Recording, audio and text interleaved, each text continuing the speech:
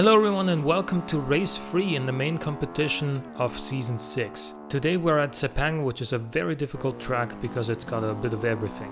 Long straights, big brake zones, tight corners, long corners, hairpins, elevation changes, you name it, it's on this track. So it's gonna take a very well balanced car to take the win here today. So let's talk a little bit more about the track and then we'll get into the competitors.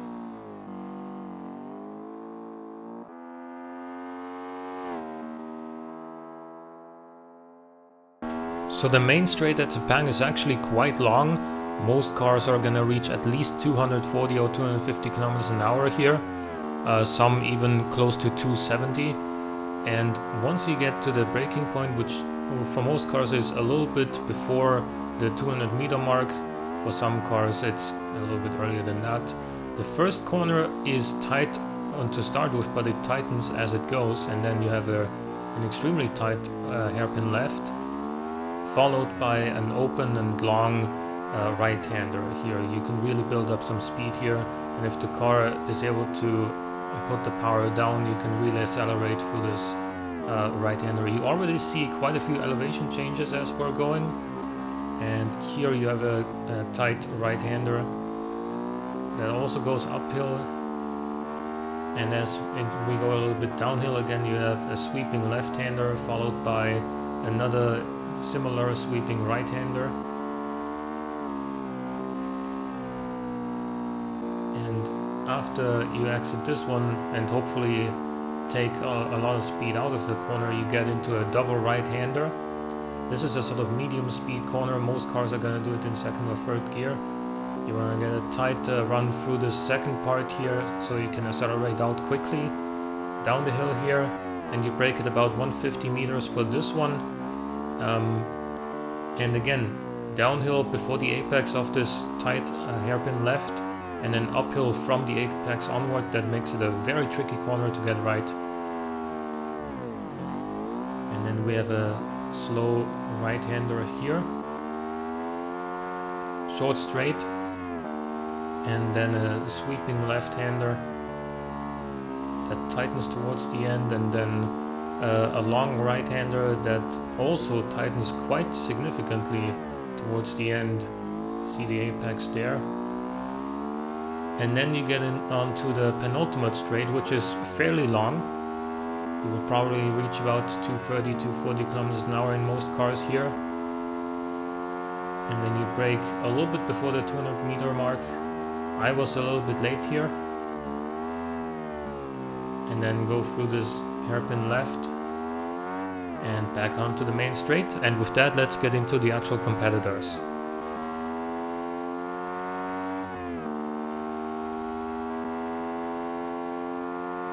So our first head-to-head is going to be the Coventry Climax versus the Delcia Armali. Both cars fairly even on the straight, with the Delcia maybe a little bit faster. I would say both cars are pretty even on the brakes too. The real difference between these two is the handling. The Coventry is slightly pointier, but the Delcia is more stable, especially on corner exit.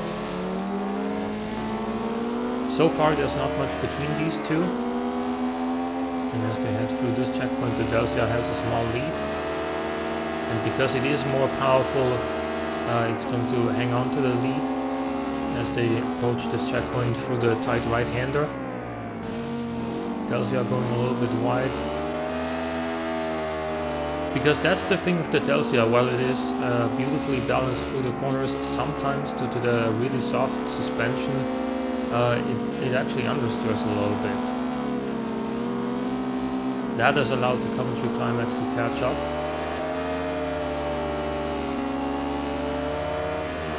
And as they go through this double right-hander, both cars are nicely planted. You can see the Coventry did drift quite a bit there though. And now down the hill for the tight hairpin left. And the Delcia has the braking advantage, I think.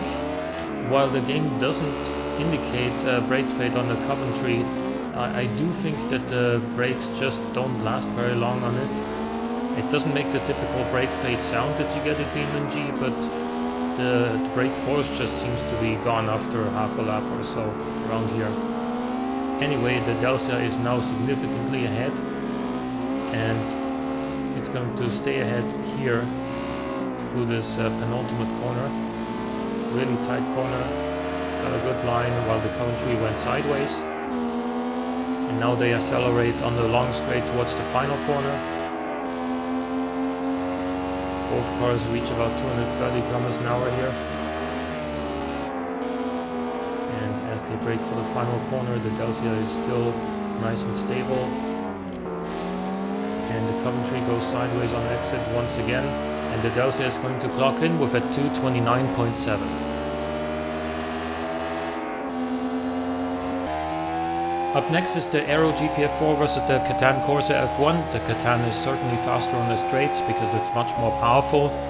That said, it does top out and it becomes very unstable at high speeds.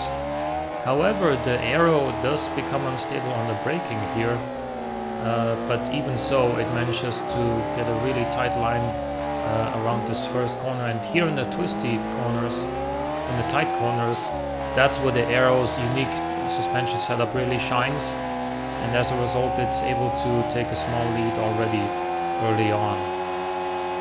And because the Catan has more wheel spin coming out of that long right-hander, the Aero is going to continue staying in the lead here. And while the Catan is once again very sideways out of there, the Aero remained planted, and so it continues to build its advantage through these sweeping corners, where the Catan Corsa is also pretty good, but it's already behind. Now on the straight, the Catan is gonna close the gap a little bit, and through this double right-hander, they're pretty much neck and neck again. So the parts where the extra horsepower matters, so all of the short and longer straights, is where the Catan Corsa catches up. And I believe it's also slightly better on the brakes. But in the tight sections with a lot of slow corners, that's where the Aero is faster. And we have a few of those sections here on this track at Japan. Catan Corsa very sideways through there. That costs some time for sure. But it's just not as planted through the corners in general as the Aero is. So it's just much harder to avoid oversteer with the Catan Corsa. And so the Aero comes through this penultimate corner with a much cleaner line, is able to accelerate out sooner, and while the Catan is faster on the straight, the Aero will hold on to its lead before the final corner. And both cars get a pretty good braking point.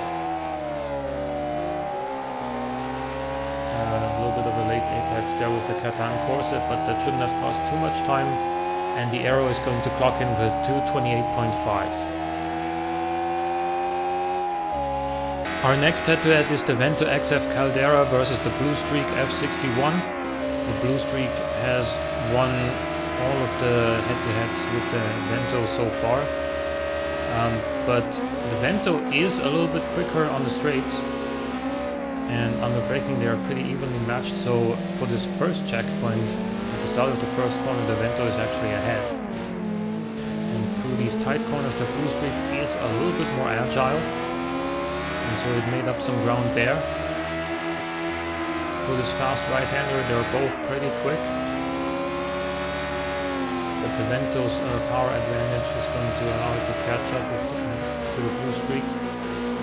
And they both reach this checkpoint at nearly the same time. That said, the Blue Streak has better traction, and it reaches these sweeping corners a little bit sooner, but it goes sideways there. Still manages to hold to the line. And they're pretty neck and neck as of right now. Blue Streak gets a really good line through this double right-hander. So did the Vento, but the Blue Streak was able to just maintain a little bit more speed through these corners. and it's also a little bit better through the tight corners like here. It's able to accelerate out sooner.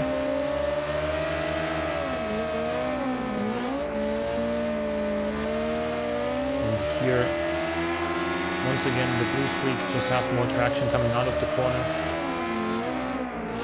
And so it's going to get to this last twisty section in the lead already. And it's gonna get a good line through the final corner, a little bit sideways though, but not too bad. And so the blue streak still has a small lead over the Vento, but the Vento is not far behind. And the Vento is a little bit quicker down the straights. So now for the final corner. Both get a pretty similar line here, but the blue streak hangs on to the lead, and it's going to finish with a 2:27.3.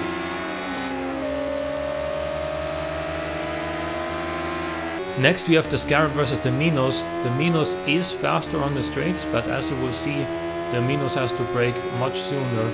So the Minos brakes at this Petronas sign and the Scarab brakes about here. So that's a lot of time saved on the part of the Scarab, and that's why it's going to enter this checkpoint first. And both cars are actually really nimble and good through the slow and twisty corners.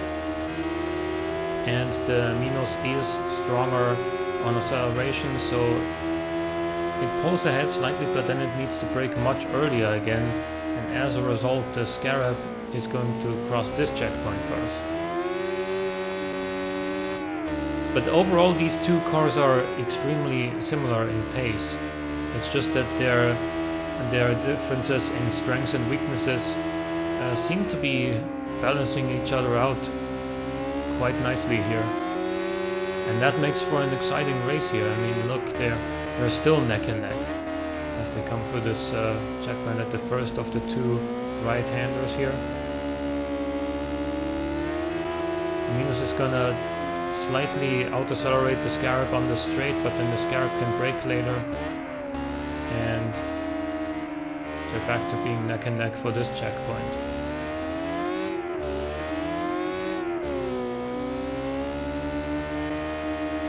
Once again, both cars quite nimble through the slower corners.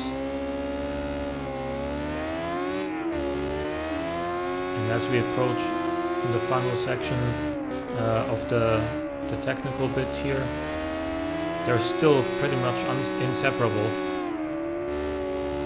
And for this penultimate corner, both cars get a fairly similar line. Minos a little bit sideways, but puts the power down well enough.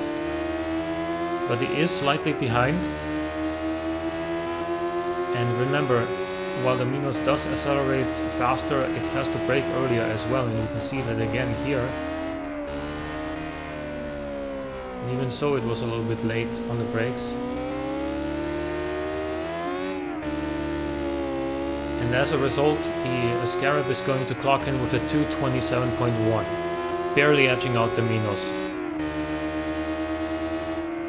Last but not least, we have the HFF Cake versus the Sabre 11. The Sabre has won both of the races in the main competition so far, but it was extremely close at Suzuka. There was only a couple of hundreds between these two cars, and so I expect that it's going to be a close race here as well. Though admittedly at Bathurst it wasn't so close. Anyway, you can see for now in the first part of the circuit these two cars are fairly neck and neck. The HFF is extremely fast through this fast right-hander, and both cars can brake significantly later than the Minos, which has similar straight line speed, so they are both absolutely flying up until this point, well ahead of everyone else in the competition. So it's gonna come down to these two as to who takes the win on this track. And the HFF has a small lead already, as you can see. But it did go a little bit wide on exit there. However, for this double right-hander here, Both get a pretty tight line, but the Sabre goes wide on exit. There, like on the outside curbs there, you still get good traction, you can still accelerate out. It did maybe cost a little bit of time, but the HFF is also excellent in the slow corners.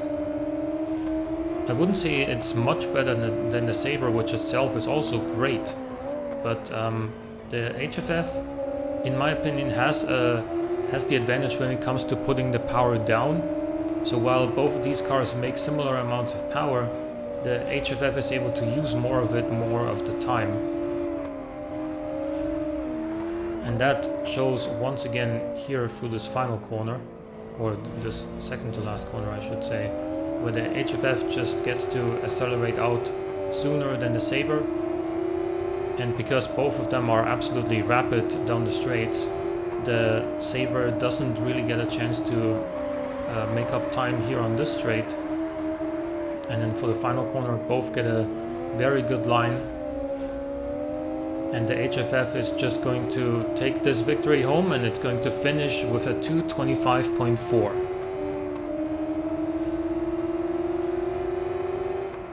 So there it is, the HFF wins the race.